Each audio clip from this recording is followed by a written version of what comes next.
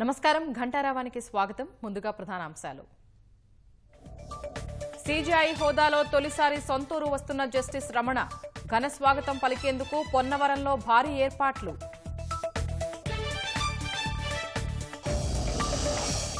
Ticket రేట్ల తగ్గింపుతో మూతపడుతున్న cinema హాళ్లు ప్రస్తుత ధరలతో నడపలేమంటున్న యాజమాన్యాలు.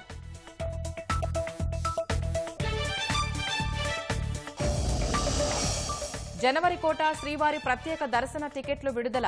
రోజుకు 20,000 చొప్పున విక్రయించనున్న తీతీదే.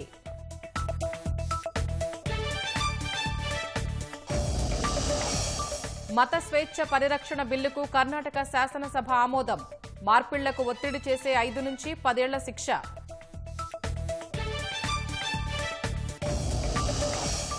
సంపన్న దేశాల్లో 3 డోసులపై WHO ఆందోళన. కోవిడ్ మహమ్మారిని పొడిగించినట్లవుతుందని వ్యాఖ్య.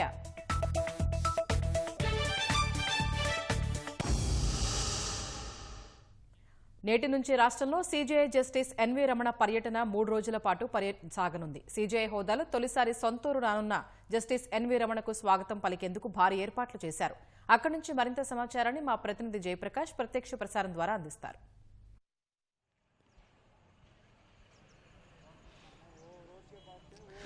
స్వప్న, ఈరోజు సుప్రీంకోర్టు సీజేఐ నూతనపాటి రమణ గారు ఇక్కడికి రానున్నారు. ప్రస్తుతం మనం చూసుకోవచ్చు, పొన్నవరం తన స్వగ్రామైనటువంటి పొన్నవరానికి జస్టిస్ ఎన్వి రమణ ఇక్కడికి రానుండటంతో పండగ వాతావరణం నెలకొందనేటువంటిది మనం చెప్పుకోవచ్చు. అటు హైవే దగ్గర నుంచే, పేరికపాడు హైవే రోడ్డు దగ్గర నుంచే ఆయనకి ఆహ్వానం పలికేందుకు భారీ ఎత్తున ఇక్కడ కటౌట్లు ఏర్పాటు చేయటం, అదేవిధంగా గ్రామం మొత్తం ఆయనకు సంబంధించినటువంటి ఫ్లెక్సీలు ఏర్పాటు చేయటం కూడా జరిగింది. ఈరోజు ఆయన రానుండటంతో గ్రామం సరిహద్దుల నుంచి ఆయనకు ఘనస్వాగతం పలికేందుకు ఎడ్ల బండి కూడా సిద్ధం చేశారు. అదేవిధంగా గ్రామంలో చాలా ఉన్నటువంటి శివాలయంలో ఆయన పూజలు చేసుకొని ఇక్కడ సభాస్థలికి వస్తారు. ప్రస్తుతం మనం సభాస్థలి దగ్గరనే ఉన్నాము. ఇక్కడ సభాస్థలిలో సుమారు 1100 మంది ఇక్కడ కూర్చునే విధంగా సీటింగ్ ఏర్పాటు చేశారు. అన్ని రకాల జాగ్రత్తలు తీసుకున్నారు. జిల్లాలో 3 రోజులు పర్యటన ఆయన నెలకొనడంతో జిల్లా వ్యాప్తంగా, అదేవిధంగా విజయవాడలో బస్ చైన్ ఉండటంతో విజయవాడలో బస్ చేసే నోవాటెల్ ప్రాంతంలో కూడా పూర్తి స్థాయి భద్రత ఏర్పాటు చేశారు. ఇది సభాస్థలి ఎంట్రన్స్. ఇక్కడికి వచ్చేవారికి ప్రత్యేకంగా తనిఖీలు చేసి మాత్రమే లోపలికి పంపిస్తారు. బాంబ్ స్క్వాడ్ వీళ్ళు కూడా ప్రత్యేకంగా డాగ్ స్క్వాడ్ తోటి తనిఖీలు చేశారు ముందుగానే. మొత్తం ఈ కార్యక్రమానికి సంబంధించి 330 మంది పోలీసులతోటి బందోబస్తు ఏర్పాటు చేసినట్లు అధికారులు చెప్తూ ఉన్నారు. అదేవిధంగా ఈ కార్యక్రమం అనంతరం గ్రామస్తులకు భోజన సదుపాయాలు కూడా ఇక్కడ ఎదురుగా ఉన్నటువంటి స్థలంలో ఏర్పాటు చేశారు. మొదట శివాలయంలో పూజలు అందుకున్న తరువాత ఆయన ఇక్కడికి వచ్చి ఇదే ప్రాంతంలో పౌర సన్మానం కూడా ఏర్పాటు చేశారు. ఆయన ఇక్కడ మాట్లాడతారు. అనంతరం తన సోదరుని నివాసానికి వెళ్ళి అక్కడ ఆయన భోజనం చేసి అక్కడి నుంచి విజయవాడ నోవాటెల్కి బయలుదేరుతారు. ప్రస్తుతం అక్కడి నుంచి మళ్ళీ సాయంత్రం గుంటూరులో జరగనున్నటువంటి ప్రోగ్రాముల్లో ఆయన పాల్గొంటారనేటువంటిది తెలుస్తుంది. మొత్తం 3 రోజులు ఉండటంతో భారీ బందోబస్తు మాత్రం ఏర్పాటు చేశారు. ఉదయం నుంచే, నిన్నటి నుంచే ఇటు కలెక్టరు వాళ్ళు అంతా, ఎస్పీ వీళ్ళంతా మొత్తం పర్యవేక్షిస్తూ ఉన్నారు. ఇక్కడ ఉన్నటువంటి డిఎస్పీ ఆధ్వర్యంలో ప్రత్యేకంగా రాత్రి నుంచే తనిఖీలు కూడా చేపట్టారనేటువంటిది తెలుస్తుంది. గ్రామంలో మాత్రం ప్రతి ఒక్కరూ చాలా ఆనందం వ్యక్తం చేస్తూ ఉన్నారు. ఎందుకంటే సీజేఐ అయిన తరువాత మొదటిసారిగా ఇక్కడికి రావటము, తన స్వగ్రామంలో ఉన్నటువంటి స్నేహితులు, బంధువుల్ని కలుసుకోవటం అనేటువంటిది చాలా ఆనందంగా ఉంది. అత్యున్నత స్థాయికి ఎదగటం అనేటువంటిది చాలా ఆనందంగా ఉందనేటువంటిది గ్రామస్తులు ఆనందంతో చెప్తూ ఉన్నారు. కెమెరామెన్ ఎంఎస్ఎన్తో జయప్రకాష్, ఈటీవీ న్యూస్, పొన్నవరం, కృష్ణా జిల్లా. ధన్యవాదాలు జయప్రకాష్. కరోనా నివారణకు విదేశీ టీకాల కంటే దేశీయంగా తయారైన కోవాక్సిన్ ప్రభావవంతంగా పనిచేస్తోందని శాంతా బయోటెక్ వ్యవస్థాపకులు కె వరప్రసాద్ రెడ్డి చెప్పారు.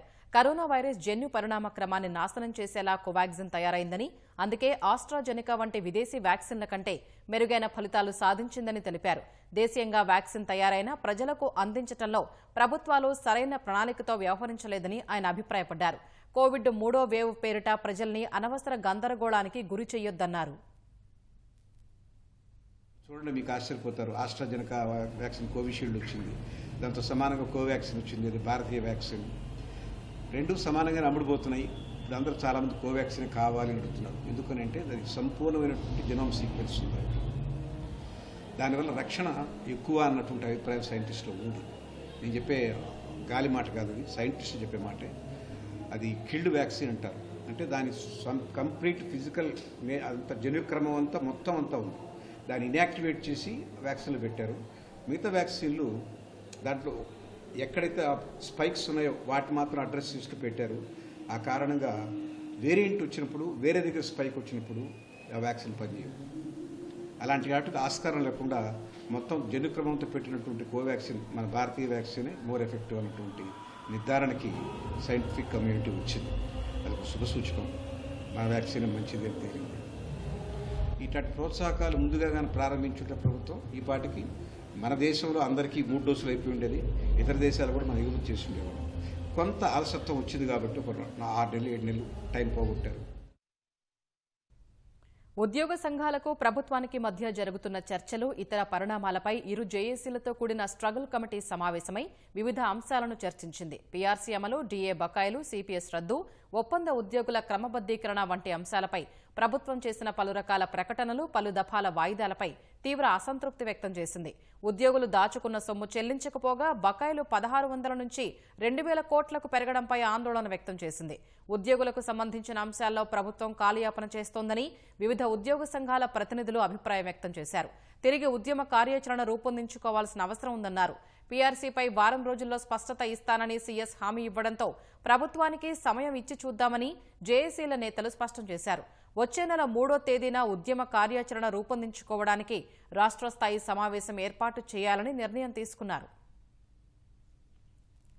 థియేటర్లలో టికెట్ల రేట్లు సహా పార్కింగ్, తినుబండారాలపై దోపిడీ జరుగుతోందని మంత్రి కన్నబాబు అన్నారు. వీటిని నియంత్రించడం ప్రభుత్వ బాధ్యతని చెప్పారు. సినీ హీరో నాని వ్యాఖ్యలపై స్పందించిన మంత్రి, టికెట్ ధరలు తగ్గితే ప్రజల్ని అవమానించినట్లు ఎలా అవుతుందన్నారు. ఇప్పుడు టికెట్ రేట్లు తగ్గిస్తే ప్రజలను అవమానపరచడం అన్నట్టుగా ఆయన మాట్లాడుతున్నాడు. టికెట్ రేట్లు పెంచితే ప్రజల్ని గౌరవించడమా? ప్రభుత్వాల బాధ్యత ఏంటంటే ఏ వ్యవస్థ కూడా ప్రజల మీద భారం వేయకుండా చూడడం అనేది ప్రభుత్వాల బాధ్యత. ఒక హాస్పిటల్కి వెళ్తారు, ప్రైవేట్ హాస్పిటల్కి, అక్కడ అధికంగా ఫీజులు వసూలు చేయకూడదు అనేది రూల్ ఉంటుంది. అలాగే సినిమాకి వెళ్తారు. ఇవాళ సినిమా థియేటర్కి వెళ్తే ఒక సగటు ప్రేక్షకుడు టికెట్ దగ్గర మొదలుకొని పార్కింగ్ దాకా ఏ విధంగా పీడిస్తున్నారో మీకు ఎవరికైనా అనుభవం ఉందిగా? టికెట్లు సమయానుకూలంగా ఏదో పెంచుకుంటా ఉన్నారు. టికెట్లని ధరలను నియంత్రించడం అనేది కూడా ప్రభుత్వ బాధ్యతే. ఇంతకాలం దాన్ని ఎవరో మాట్లాడలేదు కాబట్టి ఇప్పుడు ఈ ప్రభుత్వం మాట్లాడితే మీకేదో కక్ష సాధింపు కింద మాట్లాడుతున్నారు అన్నట్టుగా చెప్తా ఉన్నారు. టికెట్ల ధరలు తగ్గించడంతో థియేటర్లు నడపడం తమ వల్ల కాదంటూ యాజమాన్యాలు సినిమా హాళ్లను స్వచ్ఛందంగా మూసివేస్తున్నారు. రాష్ట్ర వ్యాప్తంగా 55 థియేటర్లు మూతపడ్డాయి. రాష్ట్ర ప్రభుత్వం తీసుకున్న నిర్ణయంతో ప్రేక్షకులకు సైతం నిరాశ ఎదురవుతోంది. కృష్ణా జిల్లా వ్యాప్తంగా సినిమా హాళ్లలో అధికారులు జరిపిన తనిఖీలపై థియేటర్ల యాజమాన్యాలు మండిపడుతున్నాయి. అకస్మాత్తుగా దాడి చేసి ప్రభుత్వం నిర్ణయించిన ధరల కంటే అధికంగా ఉన్నాయంటూ కొన్ని సినిమా హాళ్లని సీజ్ చేశారు. మరికొంతమంది థియేటర్లను స్వచ్ఛందంగా మూసివేశారు. కరోనా కారణంగా తీవ్రంగా నష్టపోయిన తమకు ప్రోత్సాహకాలు, రాయితీలు ఇచ్చి ఆదుకోవాల్సింది పోయి నిబంధనల పేరిట ఆంక్షలు విధించడం సరికాదంటున్నారు. లైసెన్స్లు, అనుమతులు ఉన్న తమకు టికెట్ల ధరల విషయంలో మినహాయింపు ఇవ్వాలని కోరుతున్నారు. కొన్ని చోట్ల స్వచ్ఛందంగా థియేటర్లు మూసివేసి నిరసన తెలిపారు. థియేటర్లకు వచ్చిన ప్రేక్షకులు నిరాశగా వెనుదిరుగుతున్నారు. నిన్న మండల రెవెన్యూ ఆఫీసర్ గారు కమలా థియేటర్ తనిఖీ నిమిత్తం చల్లపల్లి కమలా థియేటర్కి వచ్చారు. థియేటర్ని అంతా తనిఖీ చేశారు. 10 రూపాయలు, 15 రూపాయలు, 20 రూపాయల టికెట్లు మాత్రమే అమ్మాలని చెప్పారు. 2014 నుంచి 30-60 కోర్టు నుంచి వచ్చిన ఆర్డర్ కాపీ జాయింట్ కలెక్టర్ గారికి పెట్టి, అది ద్వారా ఏఎస్టీఓ గారికి కూడా పెట్టి, అప్పటి నుంచి ట్యాక్స్ కడుతూ జిఎస్టీ కూడా కడుతున్నాను.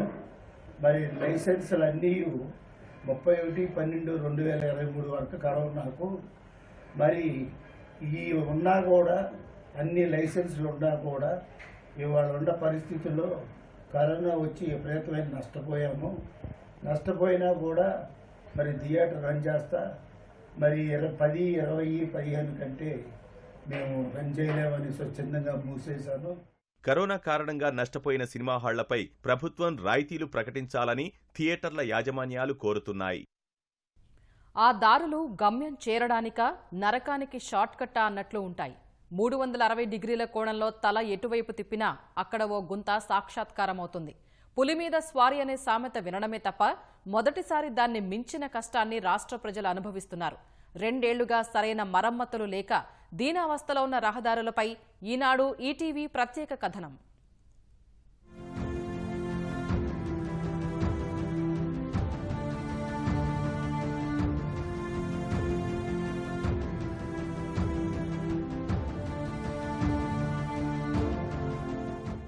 ఏ రోడ్డు చూసినా ఏమున్నది గర్వకారణం? ఆంధ్ర రాష్ట్ర రహదారులన్నీ గుంతల పీడన పరాయణత్వం అన్నట్టుగా ఉంది రాష్ట్ర వ్యాప్తంగా రోడ్ల దుస్థితి. గుంతల్లేని రోడ్డు లేదు. చాలా చోట్ల R&B రహదారులు కంకర తేలిపోయాయి. ఒక్కో చోట 50 సెంటీమీటర్ల పైగా లోతు, 5-6 అడుగుల పొడవు, వెడల్పు ఉన్న పెద్ద కూతులు పడ్డాయి. మరో దిక్కులేక ప్రజలు వాటిని నమ్ముకుని బిక్కుబిక్కుమంటున్నారు. కాసింత దూరానికే ఒళ్ళు హూనమవుతోంది.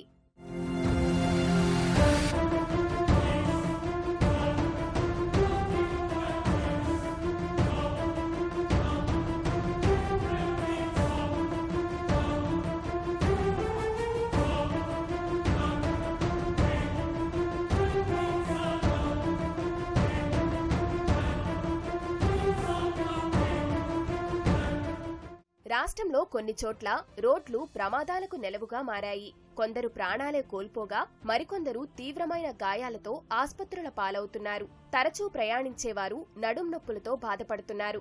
రాష్ట్రంలో R&B రహదారుల దుస్థితిపై ఈనాడు ఈటీవీ క్షేత్రస్థాయి పరిశీలన చేసింది. జిల్లాకి ఒక రహదారిని నమూనాగా ఎంచుకుని సగటున 22 కిలోమీటర్లు పరిశీలించింది. కొన్నేళ్లుగా మరమ్మతులకు నోచుకోక వర్షాలకు ఏర్పడిన గుంతలను ఎప్పటికప్పుడు పూడ్చక రాష్ట్ర రహదారులన్నీ గుల్లయ్యాయి.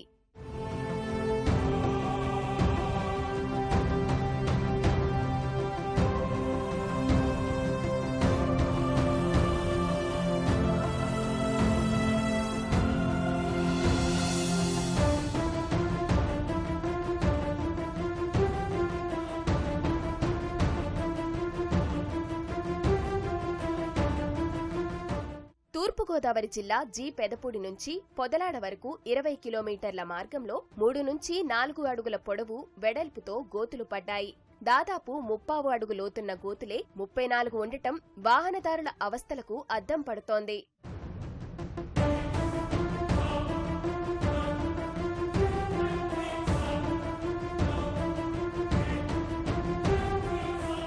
గంటిపెదపూడి నుంచి గన్నవరం వెళ్ళాలంటే ఎక్కువ 15-20 నిమిషాల ప్రయాణం, సుమారు 1.5 ప్రయాణం తీసుకుంటుంది. నాకు ఒక కారు ఉందో, ఆ కారుకి కనీసం ప్రతి 3 నెలలకు ఒకసారి 10-20 వేల రూపాయలు పెట్టుబడి పెట్టేటువంటి పరిస్థితి ఏర్పడుతుంది. ఈ రోడ్డు అసలు ఏం బాగోలేదండి. చంటి పిల్లలతో వెళ్ళే వాళ్ళు చాలా ఇబ్బందికరంగా పడిపోతాం, లెగుతాం. చాలా మంది చాలా రకరకాలుగా జనాలకు దెబ్బలు తగులుతూనే ఉన్నాయండి ఇక్కడ. కానీ రోడ్డు కోసం ఎవరు కూడా ఇంతవరకు పట్టించుకునే వాళ్ళు లేరు. మనం ఏదో గన్నవరం మీద జగన్ గారు వస్తున్నారంటే ఏదో బూడి జల్లేసి వెళ్ళిపోయారు. ఇంత దారుణం అయితే ఎప్పుడు నేను చూడలేదండి అసలు. కానీ ఈ మధ్యకాలంలో మాత్రం చాలా దారుణంగా ఉంది.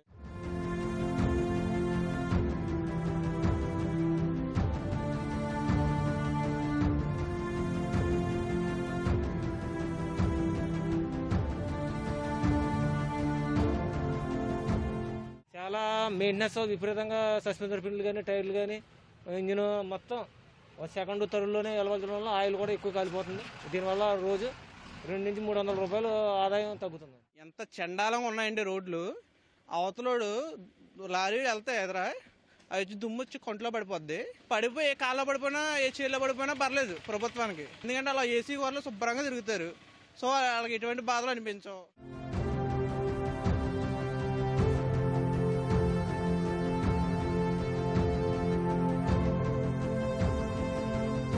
పశ్చిమ గోదావరి జిల్లా తాడేపల్లిగూడెం నిడదవోలు రహదారిలోని పత్తిపాడు వై జంక్షన్ నుంచి నిడదవోలు మధ్య 19 కిలోమీటర్లలో 12 కిలోమీటర్ల మేర రహదారి గురించి ఎంత తక్కువ మాట్లాడితే అంత మంచిది అంటున్నారు ప్రయాణికులు. ఈ మార్గంలో 4 నెలల క్రితం బైక్పై వెళ్తున్న ఓ వ్యక్తి అక్కడే ఉన్న గోతుల్లో పడి అదుపు తప్పారు. వెనక నుంచి వస్తున్న లారీ అతని పైకి ఎక్కటంతో అక్కడికక్కడే ప్రాణాలు వదిలారు.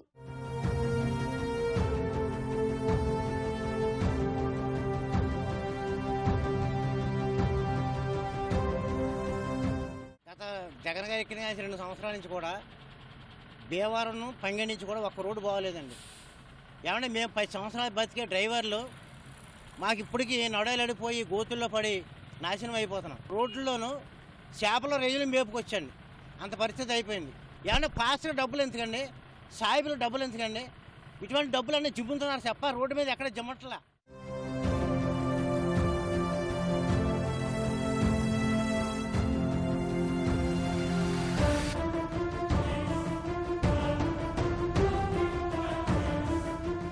కనీసం మోటార్ సైకిల్ కూడా వెళ్ళలేని పరిస్థితిలో ఉంటే, సాధారణంగా రోడ్లు బాగోపోతే పక్కన మోటార్ సైకిళ్ళు వెళ్తామండి మట్టి రోడ్లు. ఆ ఎడ్జిలో ఉన్న మట్టి రోడ్లు కూడా మట్టి వేయలేదు. చాలా దారుణంగా ఉన్నాయండి, పేగులు కదిలిపోతున్నాయి, మేళ్ళు ఇరిగిపోతున్నాయండి, చచ్చిపోతున్నాం. డ్రైవర్ మొత్తం చాలా దారుణంగా ఉన్నాయి, బళ్ళు ఆగిపోతున్నాయి కంప్లైంట్లు. వాంటర్లు ఏమో మేమేమో తోలేస్తున్నామనేమో వాళ్ళు అనుకుంటున్నారు. చాలా దారుణంగా ఉంటున్నాయండి.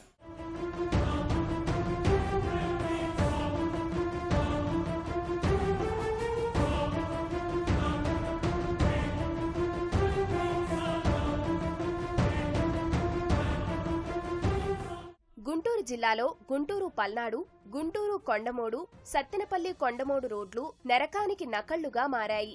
దారులు అధ్వానంగా ఉండటంతో ప్రమాదాలు నిత్యకృత్యమయ్యాయి. నరసరావుపేట నుంచి కోటప్పకొండకు వెళ్లే మార్గంలో 3 నెలల క్రితం ఎన్ఈసీ ఇంజనీరింగ్ కళాశాల సమీపంలో గోతిని తప్పించబోయి ఓ యువకుడు ద్విచక్ర వాహనంపై నుంచి పడి మృతి చెందారు. చిలకలూరిపేట బైపాస్ నుంచి నరసరావుపేట బైపాస్ వరకు 24 కిలోమీటర్ల దారిలో 925 గుంతలు తేలాయి.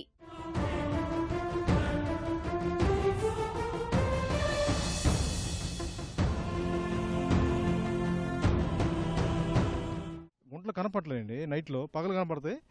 ఇక చాలా రిస్క్గా పోవాల్సి వస్తుంది. దారి పొడుగున గుంటలే, ఏడగాడ బళ్ళు ఇబ్బంది పడుతున్నాయి. మొత్తం ఏడగాడ ఇరిగి బళ్ళు ఆపడమే. చిల్లూరుపేట కాడ నుంచి కోటప్పకొండ దాకా మొత్తం గుంటలు. డైలీ పాలు వేసుకొని వస్తామండి. పాలు వేసుకొని వస్తుంటే ఇవి వాన కురిచిన రోజు మాకు గుంతలు అయింది అర్థం కావట్లా, రోడ్డు అయింది అర్థం కావట్లా. గుంతలు కనపడతలేదు, మాకు దగ్గరకు వచ్చిందా కూడా గుంతలు కనపడతలేదు. బాగా లోతుగా ఉన్నాయి. అది లారీలు తిరగడం వల్ల మమ్మల్ని ఈ రోడ్డు పట్టించుకున్న వాళ్ళు లేరు. కూలి కన్నా రోజువారీ రిపేర్లు ఎక్కువైపోతున్నాయి. సంపాదించింది ఏముంటలేదు, వచ్చిన రిపేర్లు చేయించుకోవడమే సరిపోతుంది, మాకు ఏమీ మిగలటం లేదు.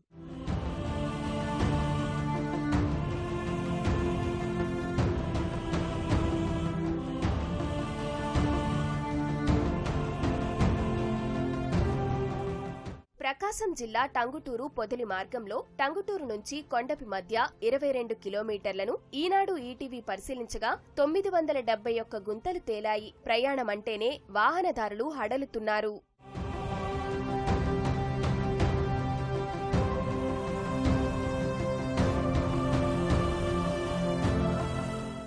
కలెక్టర్ దగ్గర పిటిషన్ పెట్టాము, కలెక్టర్ నుంచి స్పందన రాలేదు. ఎంఆర్ఓకి కంప్లైంట్ చేసాం, ఎండిఓకి కంప్లైంట్ చేసాం, ప్రెజెంట్ ఉన్న ఎమ్మెల్యేకి కంప్లైంట్ చేసాం. గతంలో ఇక్కడ 2-3 చనిపోయినారు ఈ రోడ్డు పైన. 2 రోజులకోసారి 3 రోజులకోసారి యాక్సిడెంట్లు జరుగుతూ ఉంటాయి. గత 7-8 నెలల నుంచి గుంత పోవడానికి ఏ అధికారి పట్టించుకోవడం లేదు.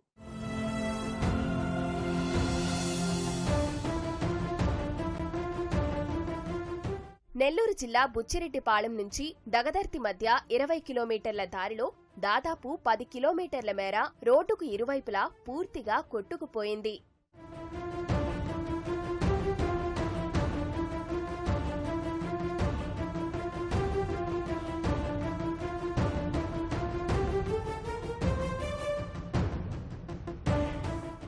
ఫీట్ ఉంటుంది, ఇప్పుడు కూడా ఉంది చూడండి. ఇది వాటర్ ఉండేవి, కారు వచ్చిందంటే కింద తగలుతుండేది. మేము చూసి మట్టి పోయించాం. మట్టి కూడా పంచాయతీ వాళ్ళే చెప్తే పోసారు, కానీ రోడ్డు అంతా అలాగే ఉంది. మరీ ఘోరంగా ఉందండి. టిప్పర్లు తిరిగి, ఎక్కువగా మట్టి టిప్పర్లు తిరిగి గుంటలు ఏర్పడ్డాయి. అప్పుడు రామచంద్రాపురం నుండి బుచ్చిరెడ్డిపాలెం వెళ్ళాలంటే 5 నిమిషాలు వెళ్ళేవాళ్ళని, ఇప్పుడు కనీసం 15 నిమిషాలు పడుతుంది. ఈ రోడ్డు మటుకు ఘోరంగా ఒక అడుగు నుండి 1.5 అడుగు దాకా కారు అయితే కింద తగులుతూ ఉన్నాయి కింద.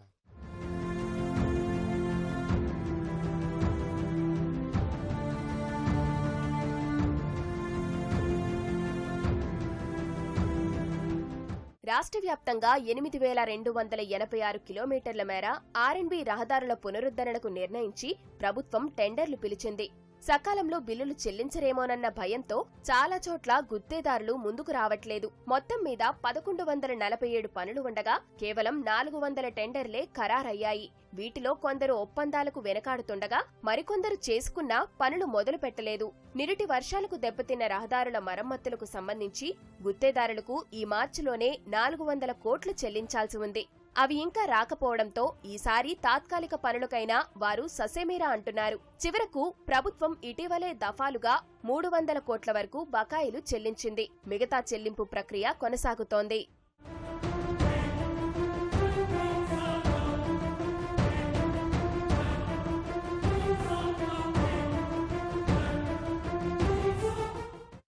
శ్రీశైల మహాక్షేత్రంలో ఆలయానికి ఎదురుగా ఉన్న దుకాణాలను లలితాంబిక సముదాయానికి మార్చేందుకు చర్యలు ప్రారంభమయ్యాయి. స్థానిక చంద్రావతి కళ్యాణ మండపంలో దేవస్థానం ఈవో ఎస్ లవన్న ఆధ్వర్యంలో వ్యాపారులకు కాసేపట్లో డిప్ నిర్వహించనున్నారు. ప్రధాన పురవీధుల్లో కొన్నేళ్లపాటు కొనసాగుతున్న దుకాణాలు తొలగించి రహదారి విస్తరణ చేసేందుకు బృహత్తర ప్రణాళిక ద్వారా ప్రతిపాదించారు. 2019లో 10 కోట్లతో లలితాంబిక సముదాయం నిర్మించి టెండర్లు పిలిచారు. కొన్ని వివాదాలతో పాటు వ్యాపారులు తమ విన్నపాలను పరిగణనలోకి తీసుకోవాలని హైకోర్టును ఆశ్రయించారు. హైకోర్టు ఆదేశాల ప్రకారం లలితాంబిక సముదాయం దుకాణాలకు డిప్ నిర్వహించడానికి అక్టోబర్ నెలలో హైకోర్టు నుంచి ఆదేశాలు వచ్చాయి. కొందరు అన్య మతస్థులు డిప్ ద్వారా తమకు దుకాణాలు కేటాయించాలని సుప్రీంకోర్టును ఆశ్రయించారు. హైకోర్టు, సుప్రీంకోర్టు సూచనలతో దుకాణాల కేటాయింపు ప్రక్రియను దేవస్థానం అధికారులు చేపడుతున్నారు. జనవరి నెల శ్రీవారి ప్రత్యేక దర్శన టికెట్లను తీతీదే వెబ్సైట్లో విడుదల చేసింది. 300 రూపాయల ప్రత్యేక దర్శన టికెట్లను అందుబాటులో ఉంచింది. జనవరి 1 ఆ తర్వాత 13 నుంచి 22 వరకు రోజుకు 20,000 టికెట్ల చొప్పున విడుదల చేశారు. జనవరి 2 నుంచి 12 వరకు రోజుకు 12,000 టికెట్లు అందుబాటులో ఉంటాయి. జనవరి 23 నుంచి 31 వరకు రోజుకు 12,000 టికెట్ల చొప్పున విడుదల చేశారు. విపక్షాల తీవ్ర నిరసనల మధ్య కర్ణాటక శాసనసభ మత మార్పిడుల నిరోధక బిల్లును ఆమోదించింది. కర్ణాటక న్యాయశాఖ మంత్రి జేసీ మధుస్వామి బిల్లును సభలో ప్రవేశపెట్టారు. కర్ణాటక మత స్వేచ్ఛ హక్కు బిల్లు 2021 పేరుతో రూపొందించిన బిల్లుకు కర్ణాటక శాసనసభ మూజువాణి ఓటుతో ఆమోదం తెలిపింది. దీని ప్రకారం జనరల్ కేటగిరీ వర్గానికి చెందిన వారిని మతం మారేలా ప్రోత్సహిస్తే నేర తీవ్రతను బట్టి 3 నుంచి 5 ఏళ్ల జైలు శిక్ష, 25,000 రూపాయల జరిమానా విధిస్తారు. ఎస్సీ ఎస్టీ వర్గాల్లోని మైనార్టీలు, మహిళలను మతం మారేలా ప్రోత్సహిస్తే 10 ఏళ్ల జైలు శిక్ష, 50,000 రూపాయల వరకు జరిమానా విధిస్తారు. ఈ బిల్లుపై విపక్షాలు తీవ్ర విమర్శలు గుప్పించాయి. కర్ణాటకలో హిందూ జనాభా తగ్గి క్రైస్తవ జనాభా పెరుగుతోందనే ఆందోళనతోనే ప్రభుత్వం ఈ బిల్లు తీసుకువచ్చిందని ప్రతిపక్ష నేత సిద్దరామయ్య ఆరోపించారు. జనాభా లెక్కలపై ప్రభుత్వ వాదన సరికాదని అన్నారు. అయితే విపక్షాల ఆరోపణలను కర్ణాటక ముఖ్యమంత్రి బసవరాజ్ బొమ్మాయి తోసిపుచ్చారు. ఎస్సీ ఎస్టీలకు అదనపు రక్షణ ఉండాలన్న ఉద్దేశంతోనే ఈ బిల్లును తీసుకువచ్చినట్లు తెలిపారు. ఒమిక్రాన్ వ్యాప్తి వేగాన్ని చూసి ప్రపంచం గజగజలాడుతున్న సమయంలో 3 ప్రాథమిక పరిశోధనలు ఊరటనిచ్చే ఫలితాలు వెల్లడించాయి. ఈ కరోనా వేరియంట్ డెల్టా కంటే ప్రమాదకరం కాదని, దీని కారణంగా బాధితుల ఆరోగ్యం విషమించి ఆసుపత్రుల్లో చేరాల్సిన పరిస్థితి, మరణ ముప్పు తక్కువేనని తేల్చెప్పాయి. అయితే ఒమిక్రాన్ వ్యాప్తి తీవ్రంగా ఉంటోందని, బాధితులు ఎక్కువ మంది యువతే అని ఈ అధ్యయనాలు నిర్ధారించాయి.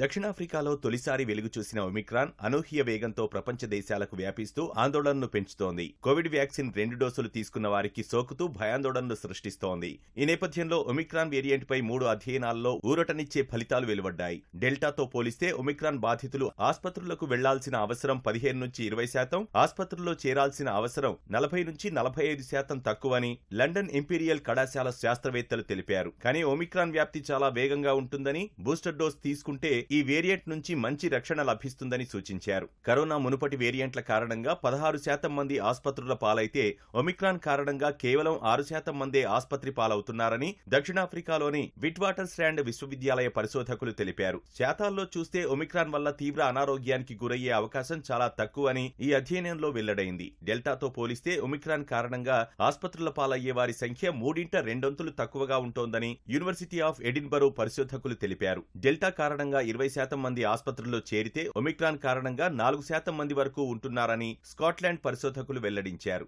ఇటు కోవిడ్ కారక SARS-CoV-2 వైరస్ తరగతిలో ఒమిక్రాన్ ఆఖరి ఆందోళనకరం అయ్యుండొచ్చని కేంబ్రిడ్జ్ విశ్వవిద్యాలయ శాస్త్రవేత్తలు తెలిపారు. ఒకవేళ భవిష్యత్తులో మరిన్ని ఉత్పరివర్తనాలు సంభవించినా అవి ప్రమాదకరంగా మారకపోవచ్చని వెల్లడించారు. ఏటా ఇకపై శీతాకాలంలో కోవిడ్ సీజన్ సర్వసాధారణ అంశంగా మారే అవకాశం ఉందని పేర్కొన్నారు. నిరుపేద దేశాలు కనీసం ఒక్క డోసు కోవిడ్ టీకా కూడా అందించలేక ఇబ్బంది పడుతుంటే సంపన్న దేశాలు మాత్రం 3వ డోసు అందించడం పట్ల ప్రపంచ ఆరోగ్య సంస్థ ఆందోళన వ్యక్తం చేస్తోంది. ఇలా చేయడం వల్ల ప్రపంచవ్యాప్తంగా వ్యాక్సిన్ అసమానతలు మరింత దిగజారిపోవడమే కాకుండా మహమ్మారిని మరింత కాలం పొడిగించినట్లే అవుతుందని హెచ్చరించింది. వ్యాక్సిన్ తీసుకోని వారిలోనే ఎక్కువ ఆసుపత్రుల్లో చేరికలు, మరణాలు చోటు చేసుకుంటున్నాయని, బూస్టర్ డోసు తీసుకోని వారిలో కాదని తెలిపింది. వ్యాక్సిన్లు అందుబాటులోకి వచ్చి ఏడాది కావస్తున్నా ఇప్పటికీ ఆఫ్రికాలో ప్రతి 4 ఆరోగ్య సంరక్షణ సిబ్బందిలో కేవలం ఒక్కరికి మాత్రమే వ్యాక్సిన్ అందిందని ప్రపంచ ఆరోగ్య సంస్థ డైరెక్టర్ జనరల్ టెడ్రోస్ అధనోమ్ ఆందోళన వ్యక్తం చేశారు. ఇలా వ్యాక్సిన్ లభ్యతలో అసమానతల వల్ల ఎన్నో ప్రాణాలకు ముప్పు ఉందని, అయినప్పటికీ కొన్ని దేశాలు బూస్టర్ డోసుకు ఎందుకు పరిగెడుతున్నాయని ప్రశ్నించారు. ఇలా వ్యాక్సిన్ అసమానతను కొనసాగిస్తే వైరస్ మరింత వ్యాప్తి చెందడానికి, మరిన్ని మ్యుటేషన్లకు అవకాశం ఇచ్చినట్లేనని WHO చీఫ్ ఆందోళన వ్యక్తం చేశారు. ప్రపంచవ్యాప్తంగా తయారవుతోన్న కోవిడ్ వ్యాక్సిన్లలో 73% డోసులు కేవలం ధనిక, ఉన్నత మధ్య ఆదాయ దేశాలకు మాత్రమే అందుబాటులో ఉన్నాయి. అల్పాదాయ దేశాల్లో 0.9% డోసులు మాత్రమే పంపిణీ చేసినట్లు అంతర్జాతీయ నివేదికలు వెల్లడిస్తున్నాయి. ఇదే సమయంలో America, Britain, Israel, Australia, EU దేశాలు బూస్టర్ డోసును అందించడం పట్ల ప్రపంచ ఆరోగ్య సంస్థ తీవ్ర అసంతృప్తి వ్యక్తం చేస్తోంది.